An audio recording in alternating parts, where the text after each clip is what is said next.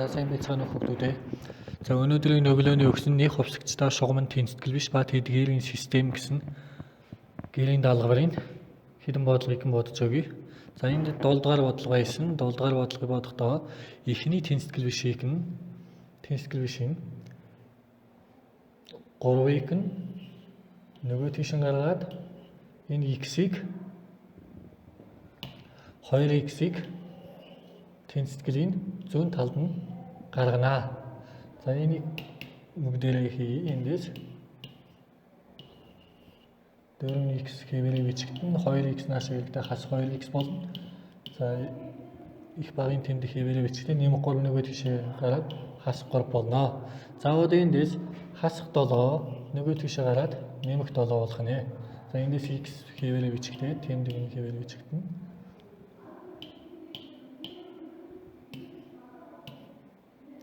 5 хэвээрээ бичгтэй хасах 7 нөгөө тийшээ гараад нэмэх 7 болсон.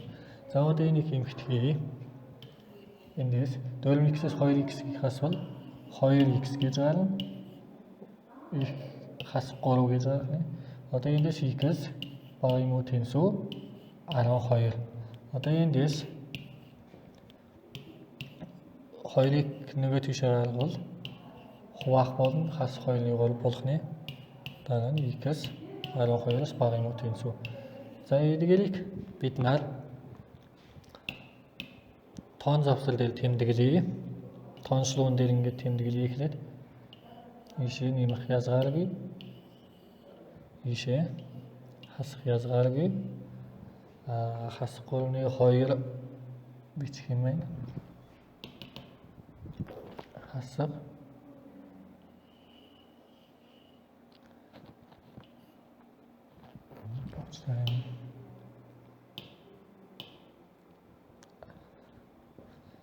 хасах 2-ны 3 хасах 2-ны 3 бичигдэх байгаа.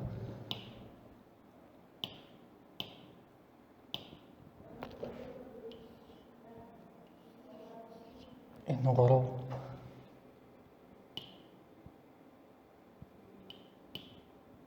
энэ баал нь ажиллахгүй байна. За 3. Дараа нь энд 12 гэсэн тоо байгаа. За 12. За x хас 2-ны 3-аас их гэсэн учраас энийг бид нар эндээс утгын баал x хас 2-ны 3-аас их гэсэн учраас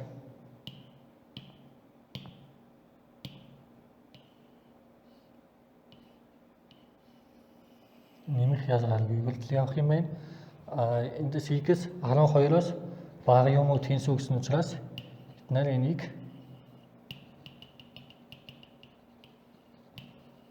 бодно. Энэ сэг чинь бодогдно. Өөр тэгээд 12-оос бага гэсэн учраас хасах язгааргүй үйлдэл явах юм байна. Энэ бал нь өнөөдрээс сайн ажиллахгүй байна. Эндээс дахиад үзье. Эндээс ийш явах юм байна. Тэгэхээр огтлцлын сэг нь хас 2-ны 3-аас 12 хүртэл энийг тоон завсраар бичих юм бол хас 2-ны 3-оор орохгүй. Хас 2-ны 3-аас нэмэх 12 хүртэл 12-өөр орох юм байна. За 12. За энэ дараагийн бодлого маань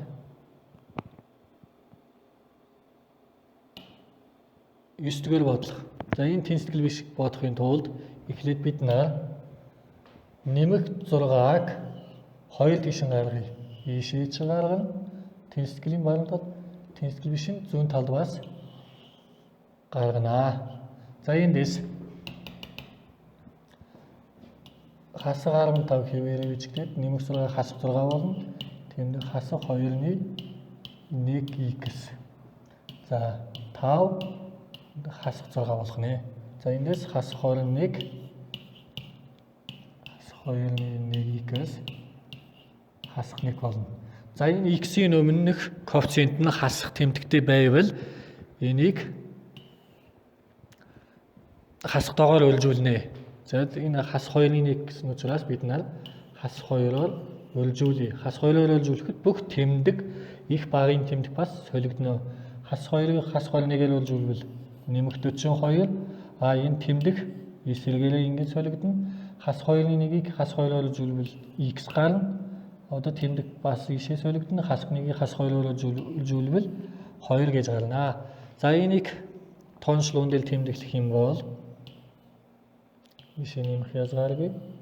Ийшээ хасах язгааргүй.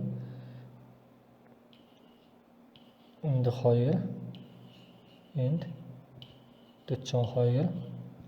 X 2-оос бага 2-оос их 42-оос бага гэсэн учраас энэ завсар болох юм байна шийднэ. За энийг тоон завсраар тэмдэглэе. 2-оос 42 хүртэл. За ийм болсон. За дараагийн бодлого 11-р бодлого байсан. Энэ тэнцэтгэл бишийг хангах хамгийн их бүхэл тоо гол гэсэн байна. За эхлээд энэ тэнцэтгэл бишийг бодохын тулд бид нар хуваарийг нь чөлөөлөе. Өөрөөр хэлбэл 5 3 2-ын хуваар 1 гэсэн байгаа учраас энэ гурвын хамгийн бага ерөнхий хуваагдагчаар үлжүүлье. Хамгийн бага ерөнхий хуваагдагч нь 5 3 1-ийн 15 учраас бид нар 15-аар үлжүүлнэ. Бүх гишүүнийг 15-аар үлжүүлье. Эндээс 2x хасах нь 1 хуваах нь 5x гэсэн 15-аар үлжүүлнэ. Хасах нь 5x хасах нь 2 хуваах нь 3-ыг бас 15-аар үлжүүлнэ. Их багын 2-ыг бас 15-аар үлжүүлнэ. За эндээс 5 ба 15 хураагдаад 3 үлдэнэ.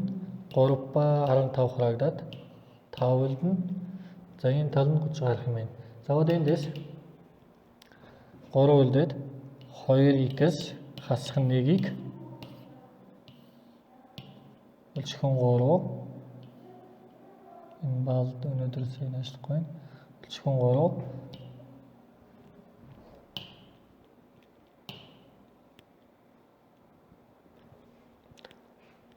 хасах нь халтан дотор 5x хасах нь 2 хураагдаад 5 үлдсэн 5-аар үлжүүлнэ. За энэ тал нь 30 болох нэ. За одоо эндээс 3-ыг тус бүрээр нь үлжүүлнэ. За 3-ыг 2x-ээр үлжүүл 6-ыг халтан доторх гишүүн тус бүрээр нь үлжүүлж байгаа шүү. За 3-ыг хасах 1-ээр үлжүүлвэл хасах 3. За хасах нь 5-ыг 5x-ээр үлжүүлвэл 25x. 5-ыг хасах 2-оор үлжүүлвэл хасгаар тэгэхээр энд бас нэг хасах тэмдэг байгаад нэрээд нэмэх тэмдэгтэй нэмэх тэмдэгтэй 10 болно. Энэ хад нэмэх 30 нааш ирээд зүүн талд гаргавал хасах 30 болоод ийм болох юм байна. За одоо эндээс төсөөтэй гишүүдийг хэмэх нь 6x-ээс 25x-ийг хасвал хасах 19x гэж гарна. За бусад 3 хас 3 нэмэг 10 7-гаар нь 7-оос 30-ыг хасвал хасах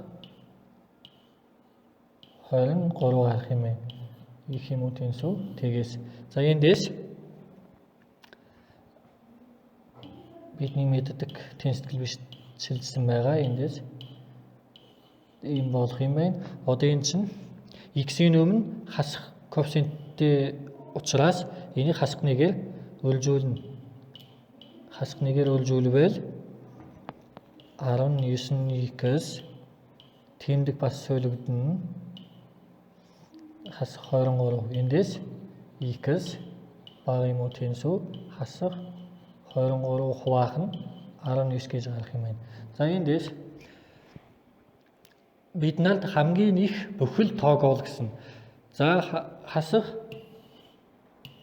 23-ыг 19-д хуваавал ойролцоогоор хасах 1,2 гэсэн тоо гарна. За энэ x маань хасах 1,2-оос бага хамгийн их бүхэл тоо маань хасах 2 гэсэн тоо байх юм байна.